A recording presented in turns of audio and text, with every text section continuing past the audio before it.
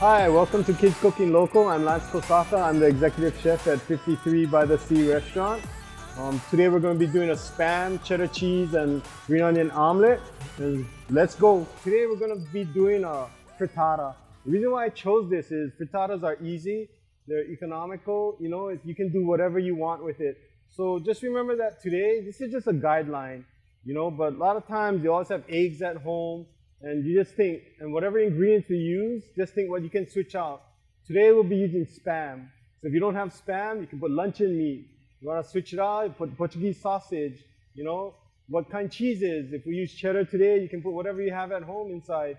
Vegetables, you can put green onion, you can put whatever you want. If you get chives, if you get things growing in the garden.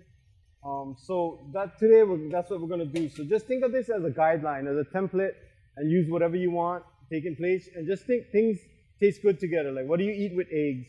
Anything you eat with eggs, you can add to this. Like when I was growing up, my mom used to make eggs scrambled with shoyu, a little bit sugar, kamaboko, fish cake, green onions. That's my favorite, So today, just let your imagination go. But we're going to be talking about some techniques also to help you, okay? So what we're going to start with is we're going to first scramble the eggs, okay?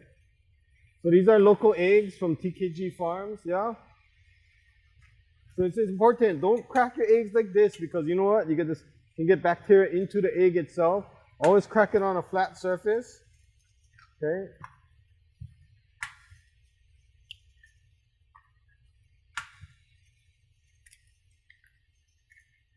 And this recipe is for 12 eggs, but you know what? If you only get 6 eggs at home, make it smaller.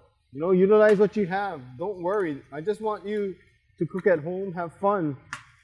Part of this is, everybody's from different ethnicities in Hawaii. You can put whatever you want. You want to put longanisa inside and make a Filipino one, go ahead.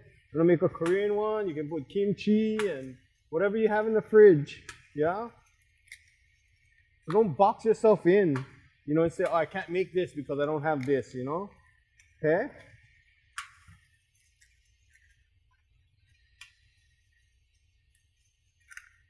Okay.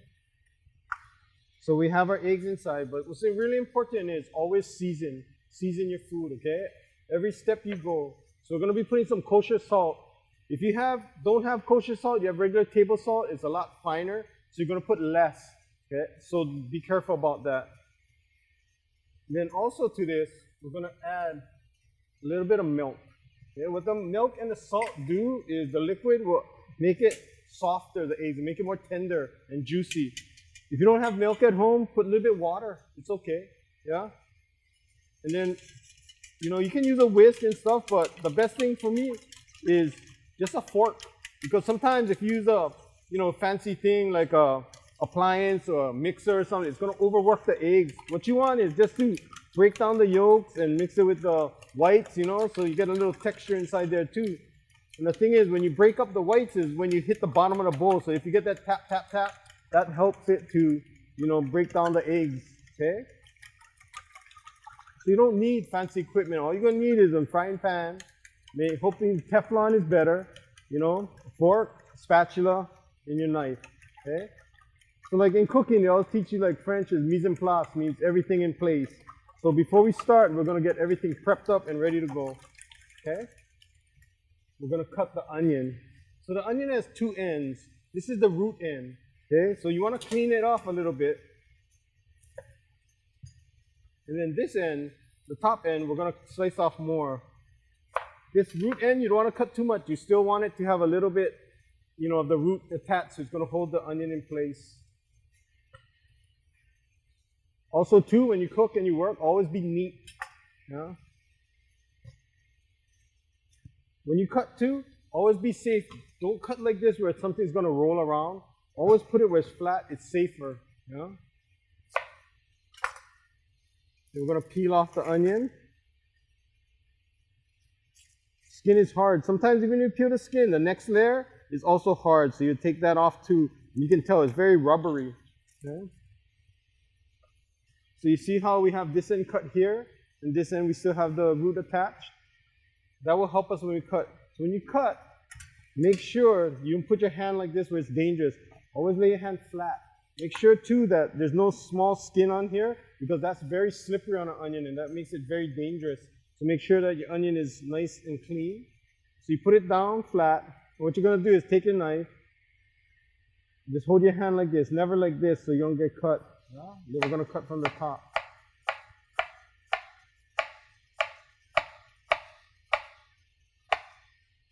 If you don't feel comfortable doing that, just cut it down and cut it any way you want. It's okay. Main thing is just cut it into nice, even pieces.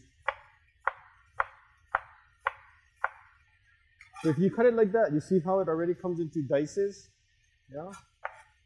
If you like a lot of onion, you can put more onion, you know? Since we cut the onion, might as well use the other half.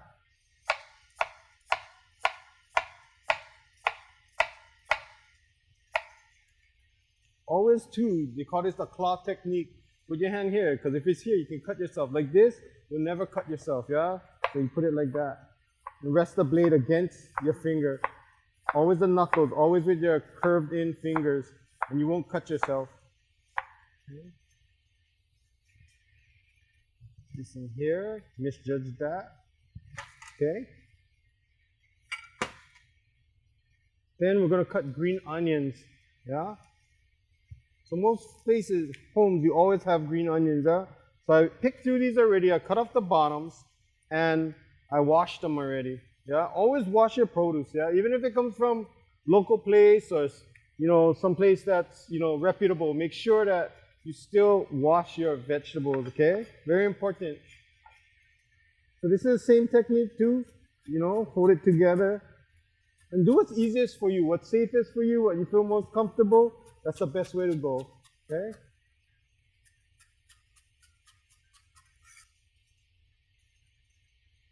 And one thing I forgot to tell you was, before you start, you can preheat your oven to 350 degrees, okay? So that way, try to think of like what you want ahead of time. So because we want to make the oven hot by the time we finish prepping our frittata, then, you know, because if we finished it and then we turned on the oven, then we have to wait again, right? Also, too, very important is food safety. You don't want to cross-contaminate things such as, especially raw chicken, raw pork, or things like that. So usually at home, you have like one cutting board. So usually I'll cut vegetables and things like that first, and you'll cut your meat and things last so you don't cross-contaminate. Yeah, but for right now, I'm just going to switch out my board.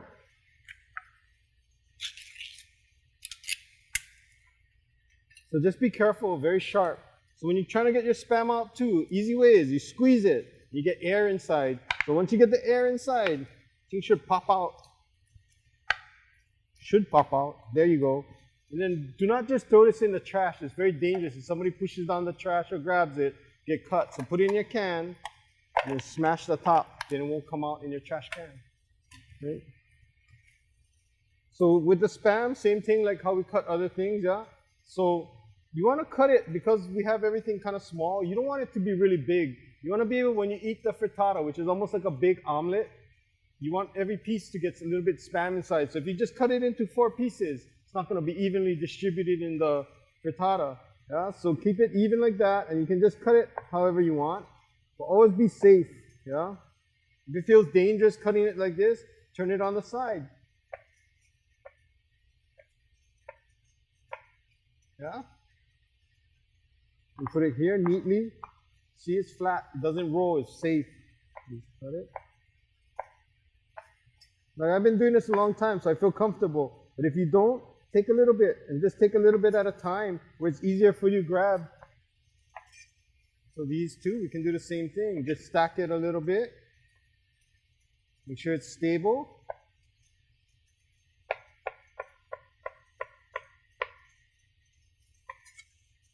Also too, when you're cutting Spam, be careful. It's very oily a little bit, so it's slippery. Be careful.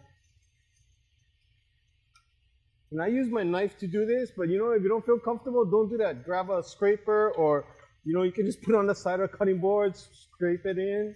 Yeah? Use your hands. It's okay. So now we're going to put this together. So we got to make sure that we have all our ingredients ready to go before we start cooking, okay? So we're going to use a rubber spatula. We're going to have our eggs, our cheddar cheese, our spinach, our onion, and our green onion. And then also always season, so we're gonna have salt and pepper. So first off, we're just gonna cook out the Spam a little bit in the saute pan. So Spam, you don't have to put oil because get enough oil inside the fat enough inside the Spam already. So I just put it in a warm pan. So you start off with a hot heat, but always you can always adjust it. If it's too hot, turn it down. So last time it's just common sense, what you really think is right probably is right. There's no rules and stuff. You're not being judged in a competition. Just cook how you think, If you make mistake, you learn from it. No big deal. So we're gonna cook our Spam till it browns a little bit. So like I said, at home, use whatever you have. If you have char siu, you can make char siu, make a Chinese omelet, Japanese omelet, Filipino, whatever you want. This is just a guideline, but I want you guys to understand that with these ingredients and the staples that you have, switch in and switch out whatever products you have to utilize what you have. If it doesn't taste good, that's okay. Try again next time,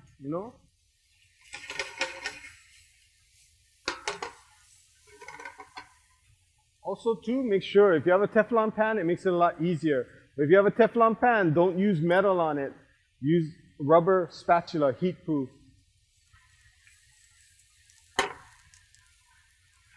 So spinach is a vegetable that's going to wilt a lot. So even if you think there's a lot, it's going to wilt down. So if you see, it's almost nothing now, yeah? So you can put more if you want.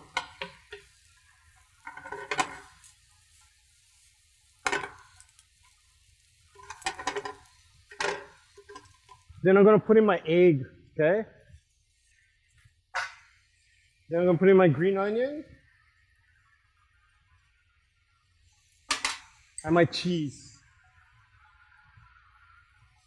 If you don't like cheese, don't need to put cheese at all. Yeah? What you want to do now is you want to kind of keep scrambling it a little bit right now so it evenly incorporates. So you're going to keep mixing it.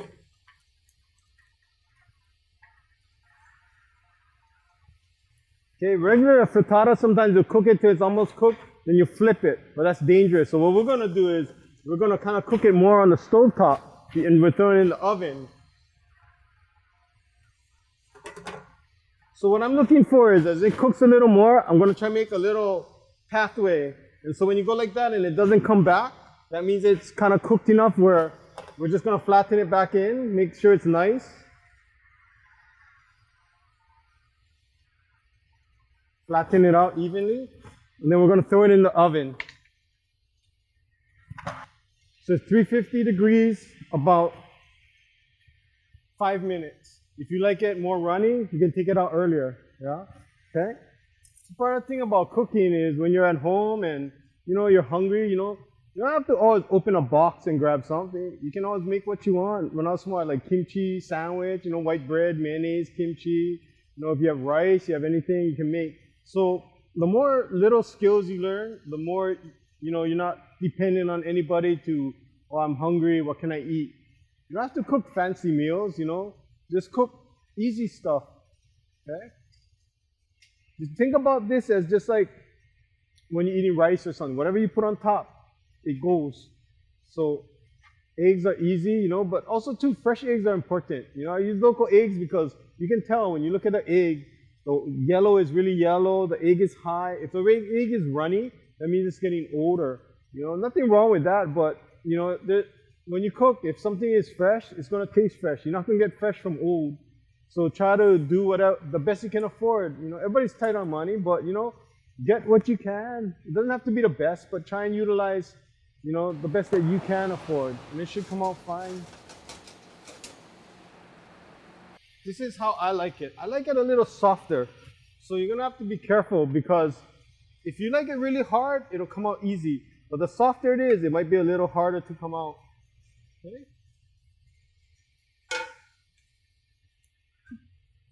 So this is our frittata right here.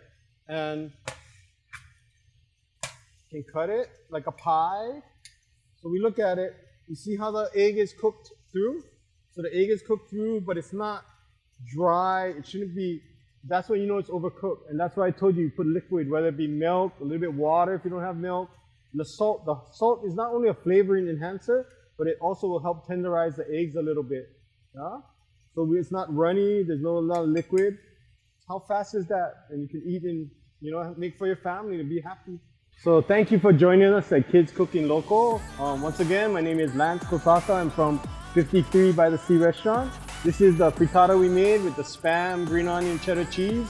So I think it came out pretty good. It looks nice and fluffy, and make sure you have the pot of rice going, your family's there, some ketchup, ready to go.